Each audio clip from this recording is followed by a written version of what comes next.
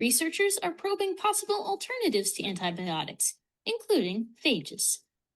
So, bacteriophages, or we like to call them phages for short, are naturally occurring viruses that infect and kill bacteria. The bacterial cell, the DNA stored in the head will then travel down the sheath and be injected inside the cell.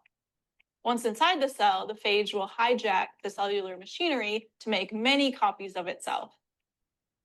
Lastly, the newly assembled phages burst forth from the bacterium, which resets their phage life cycle and kills the bacterium in the process. So, as you saw in that video, it's kind of said exactly what I'm talking about, but gives you a visual representation of these phages, of which there are tens of thousands of types inside of your body.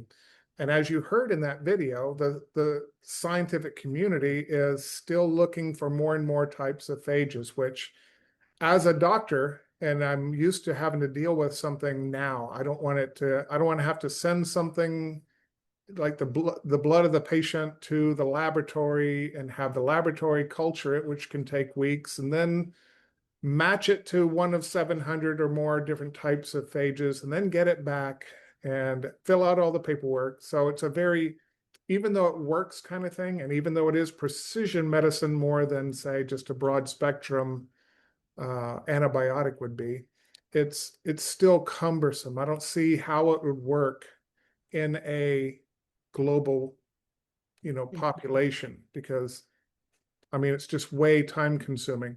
So in Georgia, the country or state of Georgia, in Europe, they have been using phages for, ever since they were created. They never went completely to antibiotics. And so when you walk into a drugstore over there or a pharmacy, they have over-the-counter solutions that they've already come up with and said, well, here's a phage cocktail if you have a sore throat. And they, if you just happen to have the kind of infection in your throat that formula will address, then you get well. And that would be where, ultimately conventional phage therapy would be. I'm way more like, okay, if you're sick, I wondered, could I create a medicine that acts like a broad spectrum antibiotic in how it addresses many different types of bacteria, and then make it in such a format that the patient has easy access to it, and so does the doctor. And so that's what we've done, and we figured out in a really cool way the research clinically that we did, and we do have an IRB-supported research study still ongoing. We have 2 of them actually, revolving around phages. But early, I only invented it late in 2019.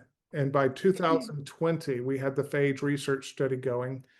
And it was interesting because I didn't know, based on my 30 years of treating people with profound illness from decades of chronic Lyme disease, which is kind of like a dirty word right now. Nobody wants to say chronic Lyme disease, but I'm happy to say mainstream medicine is now acknowledging chronic Lyme disease, even post-antibiotic treatment Lyme disease. So the infection survives the antibiotics, is what they're saying. So more and more and more of a type of antibiotic isn't necessarily going to work. So historically, if you give a treatment to a patient with these infections, you would see a worsening of their symptoms initially, which the doctors thought meant that that the medicine was working, which, I mean, I think I could pull an article off my website where I was practically the only voice in the wilderness. Is like, stop using a patient's worsening condition as a sign of good treatment, or that the treatment is working. And I've been proven correct. And the only reason I was saying that even decades ago was the fact that I didn't see it. I could do it without the patient usually having a horrible Herxheimer reaction, even when I was still in the herb medicine world. And so it just meant that you had to take into account all the things that would be happening downstream to killing those bacteria or helping the body kill them. Beyond Antibiotics, a new framework for complex chronic illness. Full interview hosted on biologicscenter.com. Watch the full interview. Click below.